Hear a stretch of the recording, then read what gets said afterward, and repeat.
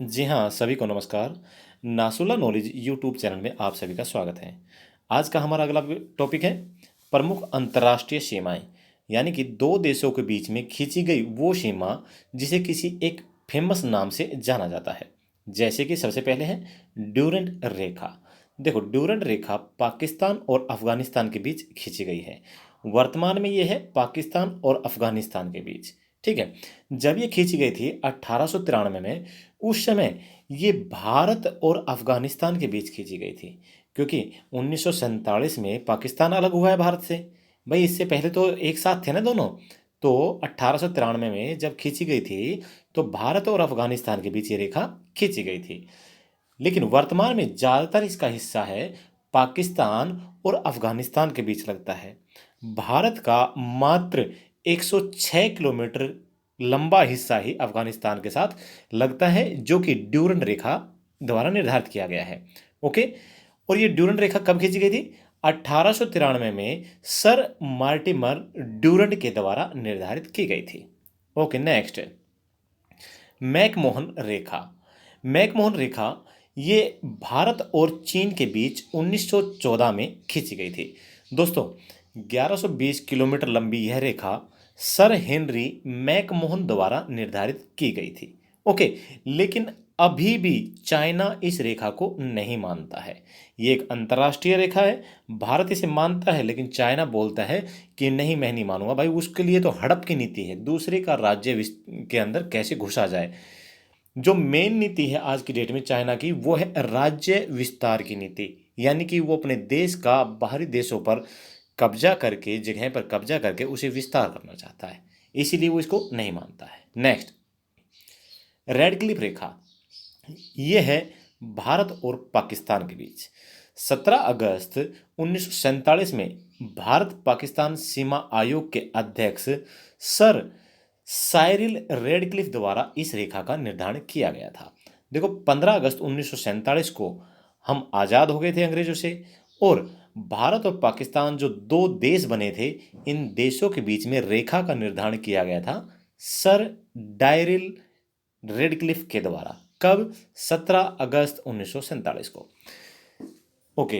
Radcliffe रेखा भारत और पाकिस्तान, भारत के विभाजन और पूर्व और पश्चिम पाकिस्तान के गठन के लिए सर सिरिल रेडक्लिफ के द्वारा निर्धारित की गई थी। ओके। वर्तमान में भारत, बांग्लादेश और पाकिस्तान इसमें शामिल है।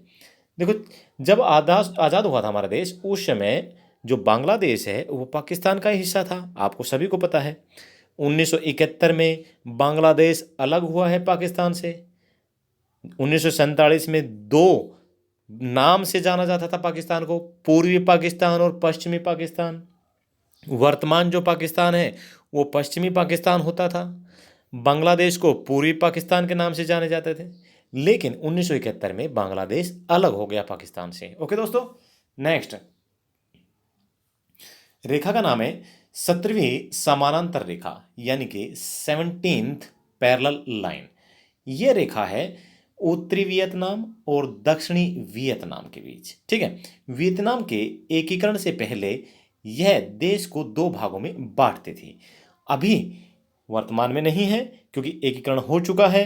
तो पहले वियतनाम, यानी उत्तरी वियतनाम और दक्षिणी वियतनाम के बीच में कौन सी रेखा थी? 17th parallel line. Next, 24 parallel line. बहुत ही महत्वपूर्ण क्वेश्चन। भारत और पाकिस्तान के बीच में है 24 पैरेलल लाइन। देखो दोस्तों, पाकिस्तान के अनुसार जो कच्छ क्षेत्र है ना, इसी रेखा के द्वारा निर्धारित किया जाता है। लेकिन भारत इस रेखा को नहीं मानता है। पाकिस्तान बोलता है कि जो 24 पैरेलल लाइन है वो कच्छ, यानी कि गुजरात का जो इलाका है, उसके बीच में भारत और पाकिस्तान को अलग करती है। लेकिन भारत इसको नहीं मानता है। क्यों? क्योंकि पाकिस्तान एक्स्ट्रा भूमि पर कब्जा करना चाहता है, इसलिए। ठीक है। नेक्स्ट, 38th पैरेलल लाइन, यानी कि 38वीं समानांतर रेखा। उत्तरी कोरिया और दक्षिणी कोरिया दोनों देशों के बीच है। ये कोरिया को आपस में दो भागों में बांटती है। कौन सी? 30th, यानी कि 38th पैरेलल लाइन, 38वीं समानांतर रेखा। नेक्स्ट, रेखा का नाम क्या है? 49वीं समानांतर रेखा, यानी कि 49th पैरेलल लाइन। किस किस के बीच में है? अमेरिका और कनाडा के बीच में है 49th पैरेलल लाइन। अमेरिका तथा कनाडा को दो भागों में अलग करती है। नेक्स्ट, हिंडनबर्ग रेखा। हिंडनबर्ग रेखा जर्मनी और पोलैंड के बीच है। प्रथम विश्व युद्ध में जर्मनी की सेना यहीं से वापस लौट गई थी। तो हमारा जो मेन मुद्दा है कि भाई हिंडनबर्ग रेखा किसके बीच में है, यह जर्मनी और पोलैंड के बीच। नेक्स्ट, ओडरनास रेखा, यह रेखा भी जर्मनी और पोलैंड के बीच है। द्वितीय विश्व युद्ध के बाद इस रेखा का निर्धारण किया गया था। देखो दोस्तों, जो हिंडनबर्ग रेखा है वो प्रथम विश्व युद्ध की बात हमें बताती है, और जो ओडरनास रेखा है वो द्वितीय विश्व युद्ध की बात बताती है, और दोनों की दोनों रेखाएं जर्मनी और पोलैंड के बीच है। नेक्स्ट, मैगिनॉट रेखा। मैगिनॉट रेखा जर्मनी और फ्रांस के बीच है। दोस्तों, जर्मनी के आक्रमण से बचाव के लिए फ्रांस ने यह रेखा बनाई थी। भाई जर्मनी अटैक ना करे उससे बचाव के लिए फ्रांस के द्वारा इस रेखा को बनाया गया था। कौन सी? मैगिनॉट रेखा। नेक्स्ट, सीज फ्राइड रेखा। सीज फ्राइड रेखा जर्मनी और फ्रांस के बीच में ही है, लेकिन इस रेखा का निर्धारण जर्मनी ने किया है। भाई जर्मनी ने बनाया है किस रेखा को? सीज फ्राइड रेखा को।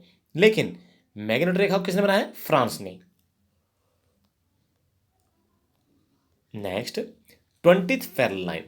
20th पैरेलल लाइन सूडान और लीबिया के बीच है। कौन कौन से? लीबिया और Sudan. Next, 22nd parallel line. दोस्तों ये इजिप्ट और सूडान के बीच है।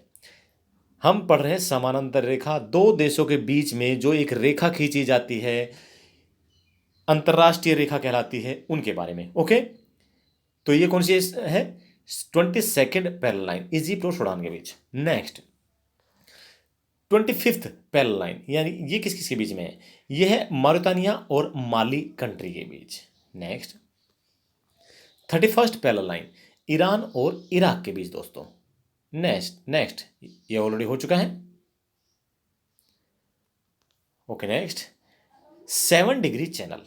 अभी जानते हैं ये जो चैनल है ना, 7, 8, 9, 10, 11, 12, 7 डिग्री चैनल है ना, it separates Rutland island to the north and Little Andaman to the south.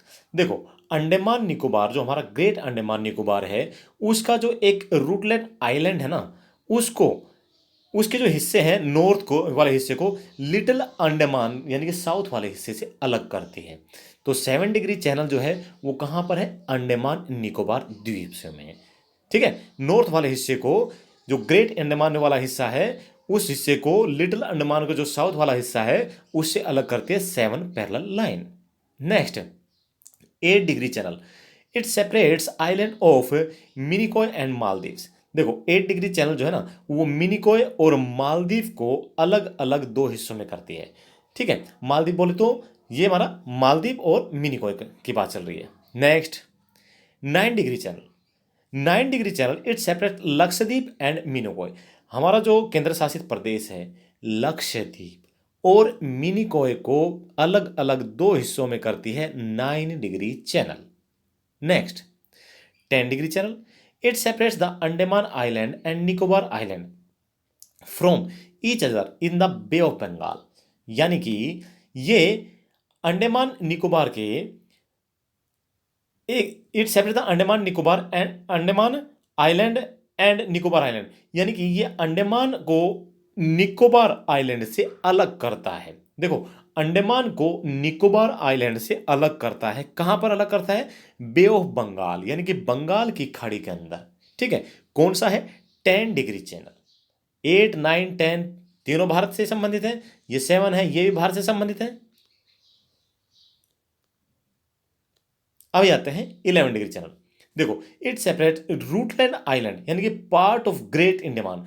जो ग्रेट अंडमान है उसका एक हिस्सा है। कौन सा? रूटलैंड आइलैंड, नॉर्थ वाला। And Little Andaman in the south, जो साउथ का लिटिल अंडमान है उसको रूटलैंड आइलैंड से अलग करता है।